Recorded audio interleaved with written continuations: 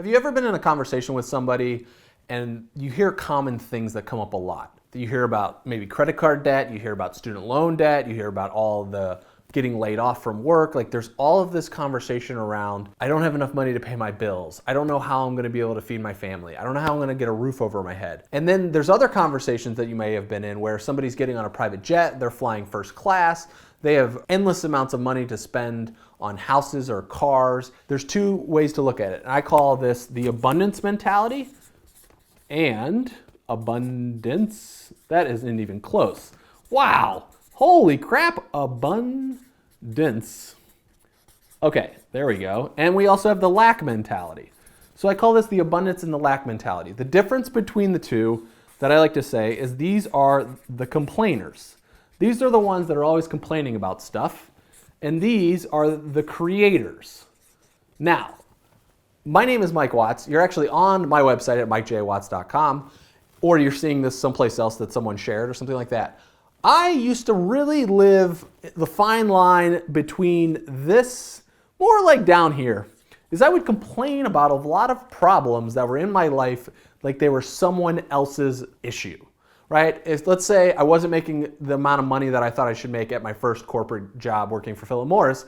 I would complain that they're not paying me enough, right? I would complain about I didn't have the fancy enough car, or I complain about the amount of credit card debt that I put myself in, right?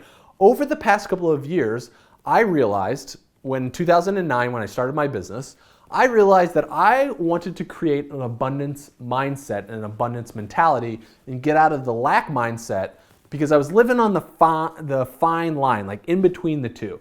I had an abundance mindset where I wanted to create something amazing with starting a business, but then I also lived here in this world of a lot of complaining about my life that I was living at the time.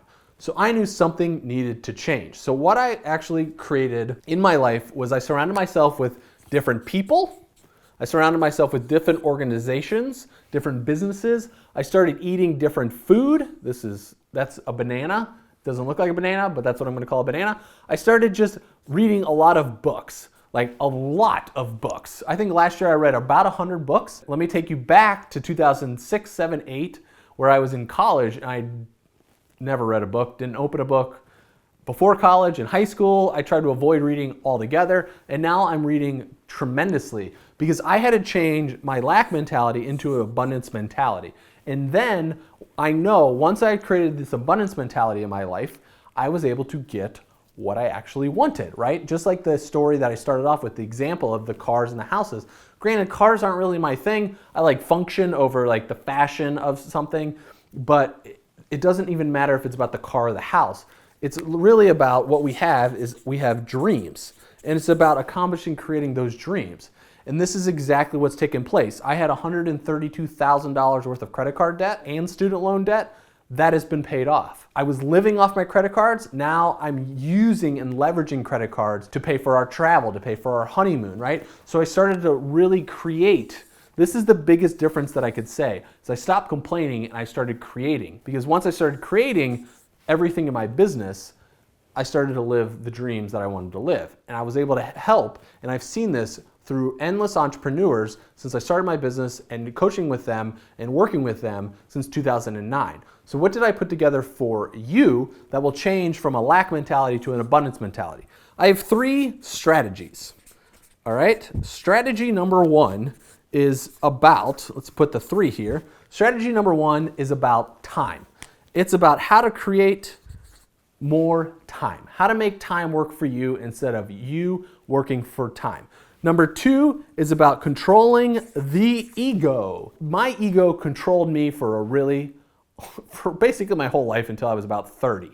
And I lived for my ego, to do anything that I could possibly do to make my ego bigger.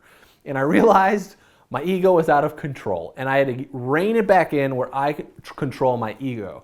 Now I know I'm very confident in my abilities. I start to recognize what my real strengths are, where my weaknesses are. Another word for this that I like to say is self-awareness, and it's really, really powerful once you're able to create this. Number 3, third strategy is how to create healthy habits. It's just about the habits that we consume and share in our life. These habits have literally changed the future, the current present moment of my life. So I'm able to be at home with my wife, be at home with my daughter, who's 4 months old right now, and to really live a healthy, happy life. I call these 3 strategies the 3 strategies to get what you actually want. Because it starts here. You have to start somewhere. It's like building a house, right? What's the first thing you have to do? Is dig a hole to lay foundation, and it grows up from there. It's the same thing as we are creating our mindset from moving from a lack mindset to an abundance mindset. We have to start with the foundation. And these 3 strategies are the foundation to getting what you actually want. So how do you get these 3 strategies to create the life that you actually want? There's a box below. Put your name and email address in there. You click the button, and I will see you on strategy number 1.